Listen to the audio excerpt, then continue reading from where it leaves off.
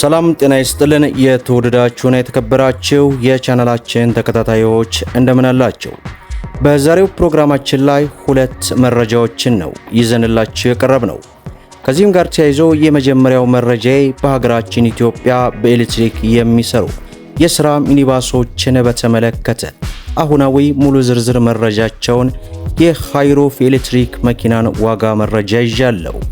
በተጨማሪም ደግሞ በዓለም አቀፍ የመኪና ገበያ ላይ እንግዲህ ሙሉ በሙሉ የሚያወርድና የሚያስቀንስ አንድ መረጃ በዛሬው ዕለት ይፋ ሆኗል።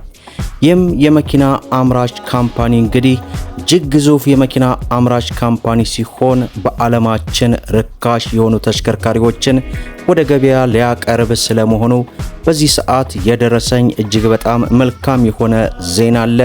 ይህንን መረጃ በተመለከተ በዚህ ቪዲዮ ወደ እናንተ አደርሳለሁ። ታዲያ ሁላችሁም ቪዲዮን ላይክ፣ ቻናሉን ደግሞ ሰብስክራይብ እያደረጋችሁ እስከ መጨረሻው ተከታተሉ። እንግዲህ ክቡራን ተመልካቾቼ ከሰሞኑ ብዙዎቻችሁን 2-3 ቪዲዮ ሰርቻለሁኝ። በፍጹም በአሁን ሰዓት መኪና አትግዙ የሚል መረጃ ማድረስ ይታወቃል። ከዚህ ጋር ተያይዞ እንግዲህ በዛሬው ዕለት የወጣው አነጋጋሪ የሆነ መረጃ ነው። የመኪና ገበያውን ሙሉ በሙሉ እንግዲህ ሊቀይር የሚችልና እጅግ በአነስተኛ ዋጋ ለገበያ ቀርባለሁ ስላለው ድርጅት ሙሉ ዝርዝር መረጃ ወደ መጨረሻ ላይ የማደርሳችሁ ይሆናል። በቅድሚያም እንግዲህ መግቢያ ላይ እንዳያችሁት የኤሌክትሪክ ሃይሩፍ አሁናዊ ዋጋቸው ለመሆኑ ምን ያክል ነው? በተለይ አሁን ላይ የኤሌክትሪክ ተሽከርካሪዎች በነዳጅ መጥፋት ምክንያት አማራጭ እየሆኑና እየተወደዱ በመጡበት በዚህ ሰዓት ላይ ሃይሩፍ እንግዲህ በኤሌክትሪክ የተለያዩ የመሸጫ ቦታዎች ላይ በስፋት ይገኛል። የመጀመሪያው እንደምታውቁት በሀገራችን ኢትዮጵያ የሚገጣጠሙ የበላይነህ ክንዴ ምርቶች ሲሆኑ የነሱም እንግዲህ እስከ 450 ኪሎ ሜትር የሚጓዙ አሉ። እንዲሁም አነስተኛ እስከ 370 ኪሎ ሜትርም የሚጓዙ የኤሌክትሪክ ሃይሩፎች አሉ። ነገር ግን በተለያዩ የመሸጫ ቦታዎች ላይ አዳዲስ ሃይሩፎች ለገበያ እየቀረቡ የተገኙ ሲሆን እነዚህም እንግዲህ እስከ 300 ኪሎ ሜትር መጓዝ የሚችሉና እስከ 270 ኪሎ ሜትርም በአንድ ፉል ቻርጅ የሚጓዙ ናቸው።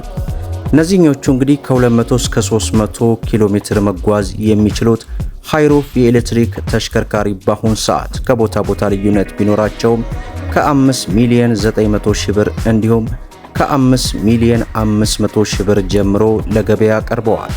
ነገር ግን በሀገራችን ኢትዮጵያ የሚገጣጠሙት በበላይነህ ክንዴ ለገበያ የሚቀርቡት ገላን አዲስ አበባ ማለት ነው ገላን እንዲሁም ደግሞ በደብረ ብርሃን ለገበያ የሚቀርቡ ሲሆን እነሱም እንግዲህ ከ370 እስከ 450 ኪሎ ሜትር በአንድ ፉል ቻርጅ መጓዝ የሚችሉት አሁናዊ ዋጋቸውን ስንመለከት እስከ 8 ሚሊዮን 700 ሺህ ብር እንዲሁም እስከ 9 ሚሊዮን ብርም ይባላሉ። ዞሮ ዞሮ አሁን ላይ ያለው ዋጋቸው እንግዲህ ይህንን ይመስላል ማለት ነው።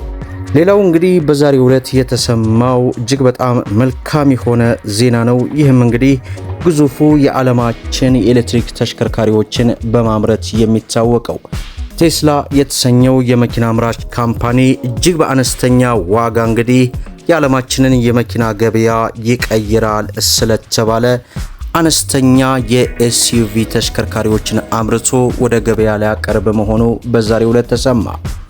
የዓለማችን ግዙፍ የኤሌክትሪክ ተሽከርካሪ አምራች ቴስላ አሁን ካሉት ሞዴሎቹ በዋጋ እጅግ የሚረክስና አነስተኛ መጠን ያላቸው አዲስ የኤስዩቪ መኪና ለማምረት ዝግጅት ማድረጉን የሮይተርስ ዜና ምንጮች ገለጹ።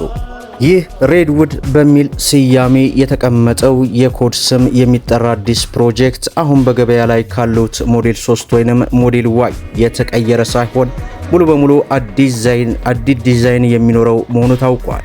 የመኪና ዋጋ ከሌሎቹ የቴስላ ሞዴሎች በከፍተኛ ሁኔታ ቅናሽ የሚደረግበት ሲሆን ይህም በዓለም አቀፍ የመኪና ገበያ ላይ እጅግ በከፍተኛ ሁኔታ ዋጋቸው እንዲቀንሱና መወዳደሪያ እንደሚያደርግም ተገልጿል። ይህ ኩባንያ ሰፊውን የህብረተሰብ ክፍል ተደራሽ ለማድረግ የያዘው ስትራቴጂ አንዱ አካል ሲሆን ተሽከርካሪው ከሞዴል ዋይ በርዝመቱ አጭርና ክብደቱም ቀለል ተደርጎ የሚሰራ ሲሆን ቴስላ ከሳምንታት በፊት ከመለዋወጫ አቅራቢዎች ጋር ሰፊ ውይይት መጀመሩም ተጠቁሟል። ይህ የምርት ሂደትም በዋናነት በቻይና ሻንጋይ ፋብሪካ እንደሚጀመርና ወደ አሜሪካና አውሮፓ እንደሚስፋፋም ይጠበቃል። የቴስላ ይህ እርምጃ በአሁኑ ወቅት በአነስተኛ ዋጋ የኤሌክትሪክ መኪናዎችን በብዛት እያመረቱ ካሉ የቻይና ኩባንያዎች ጋር ያለውን ፉክክር ለማጠናከር የሚረዳ ሲሆን መኪናው ለገበያ ሲበቃ በተለይ እንደ ኢትዮጵያ ባሉ ሀገራት የኤሌክትሪክ ተሽከርካሪዎችን ተደራሽ በእጅጉ እንደሚጨምርና የመኪና ዋጋውን በእጥፍም ይቀንሳል ተብሎ እንደሚገለጽ በዚህ ሰዓት እንግዲህ ሮይተርስ የዜና ምንጭ ይፋ አድርጎት ወደ እናንተ መጥተናል። እንደምታውቁት በአሁኑ ሰዓት አነስተኛ የሚባሉ ተሽከርካሪዎች ዋጋቸው እጅግ በከፍተኛ ሁኔታ ጣራ የነካበት ሰዓት ነው። ታዲያ ይህንን ሁኔታ በምን ማለፍ ትችላላችሁ? ምንም አይነት መኪና ሳትገዙ ለ2 ወር ያክል ታገሱ። ምክንያቱም ከዚያ በኋላ የሚፈጠረው ነገር የማይጠበቅ ስለሚሆን ራባካችሁ ይህንን ከግንዛቤ ውስጥ ማስገባታችሁን እንዳትረሱ ለማለት ያክል እወዳለሁ። ዛሬ እንግዲህ ብዙዎቻችሁ ጥያቄ የሆነውን የሚያዝያ 2018 የሃይሮፍ ሚኒባስ የኤሌክትሪክ ሃይሮፍ አሁናዊ ዋጋ መረጃውን ወደ እናንተ እንግዲህ አጠር አድርጌ ያደርሻለሁ። እናንተም ቪዲዮውን ሼር ላይክ እያደረጋችሁ እንዲሁም ለቻናላችን አዲስ ከሆናችሁ ስለ መኪና ለማወቅና መኪናን በተመጣጣኝ ዋጋ ለመግዛት ሰብስክራይብ ማድረጋችሁን አትርሱ። ቪዲዮ ሲለቀቅ እንዲደርሳችሁ የኖቲፊኬሽን ማብራታችሁን አትዘንጉ እያልኩኝ ለዛሬ ያስኩላችሁ መረጃ ይመስላል። እስከ ፍጻሜው ድረስ አብራችሁን ስለቆያችሁ ልባዊ ምስጋናችን እየሰጠን በሌላ ቪዲዮ እስከምንገናኝ ወሰላሙ አለይኩም ወራህመቱላህ።